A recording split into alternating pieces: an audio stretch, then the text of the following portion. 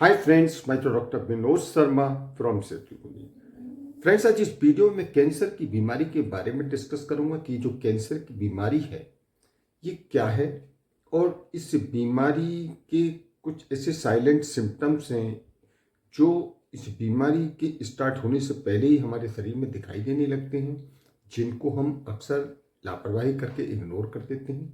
इसके अलावा इस बीमारी के होने के क्या क्या कारण हैं और इसके लिए कौन कौन से टेस्ट कराने चाहिए और इसके अलावा इसका क्या इलाज किया जाता है, तो ये सब कुछ डिटेल्स में मैं इस वीडियो में बताऊंगा। तो आप दोस्तों शुरू से लास्ट तक अगर ये मेरी वीडियो देखते रहेंगे तो आप सही से समझ पाएंगे।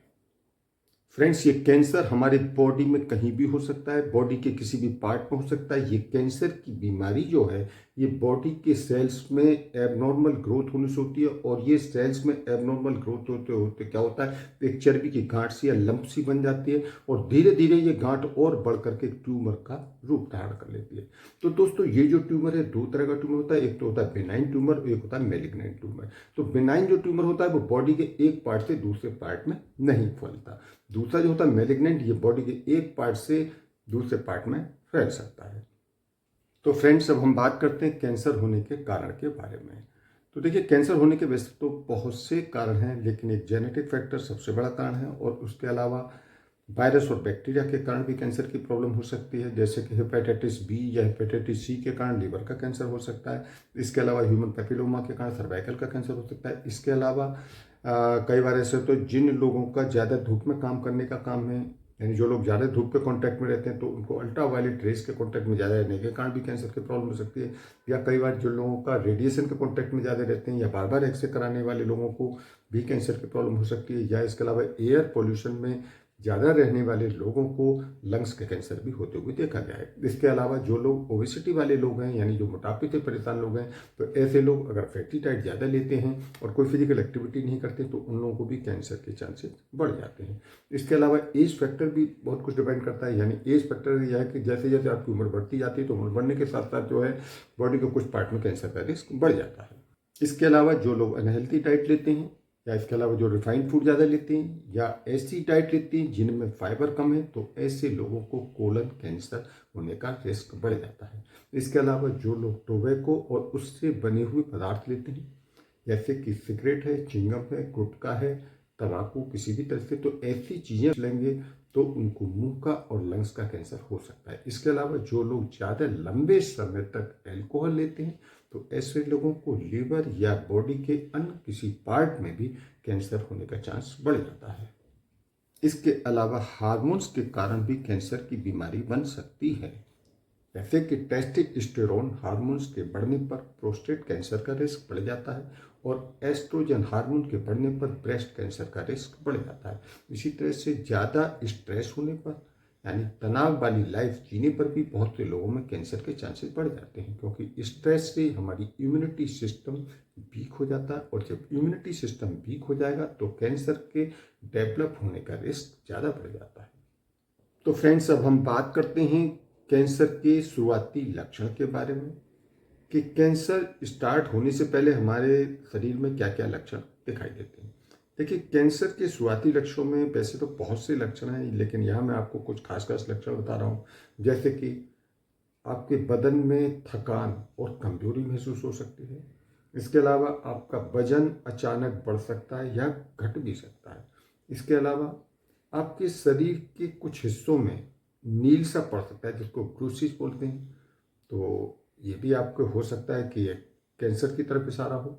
इसके अलावा कई बार बहुत से लोगों को अचानक ही आवाज़ में बदलाव आने लगता है, यानी कि आवाज़ उनकी या तो पतली आवाज़ है तो मोटी हो जाना, या मोटी आवाज़ वाले लोगों की पतली आवाज़ होना। तो आवाज़ में बदलाव आना भी एक कैंसर की स्टार्टिंग की पहचान हो सकती है। इसके अलावा कई बार उनको खाने में, पीने में, सटकने में, निगलने में परेशानी महसूस होने लगती है, तो इस पर भी आपको ध्यान देना चाहिए। इसके अलावा कई बार ऐसा होता है कि खांसी अगर बहुत ज़्यादा लंबे समय तक रहे, यानी लगातार अगर 1 महीने तक खांसी रहे और सांस लेने में परेशानी हो रही है और कभी कभी खांसी के साथ अगर ब्लड भी आ जाता है, तो इसको भी हमें सीरियसली लेना चाहिए। इसके अलावा कई बार डाइजेस्टिव सिस्टम से रिलेटेड प्रॉब्लम हो सकती है, जैसे कि उसको कॉन्स्टिपेशन की प्रॉब्लम हो सकती है, लूज मोशन की प्रॉब्लम हो सकती है, लेट में ब्लड आने की प्रॉब्लम हो सकती है, या बार बार गैस्ट्रिक होना, पेट में दर्द होना। तो अगर इस तरह की कोई प्रॉब्लम हो रही है तो इसको भी हमें सीरियसली लेना चाहिए। इसके अलावा कई बार शरीर पर बहुत से मस्से बन जाते हैं जिनको मोल्स बोलते हैं, और उन मोल्स में कई बार जब बहुत ज़्यादा मोल्स बन जाए और वो मोल्स में फिर चेंजिंग आने लग जाए, यानी चेंजिंग का मतलब है कि उनके आसपास और मस्से बन जाए और उन मस्सों के आसपास फिर गांठें बननी शुरू हो जाए। तो इस तरह की अगर उन मस्सों में चेंजिंग आने लग जाती है और मस्से साइज में और नंबर में अगर यानी संख्या में भी बढ़ते चले जा रहे हैं, तो हमें इस पर सीरियसली ध्यान देना चाहिए। इसके अलावा कई बार ऐसा होता है कि आपके यूरिन करने में कोई दर्द नहीं है, कुछ नहीं है, लेकिन यूरिन में ब्लड आने लगता है, यानी कि बिना दर्द के अगर यूरिन में ब्लड आ रहा है तो ये भी कैंसर की तरफ इशारा हो सकता है।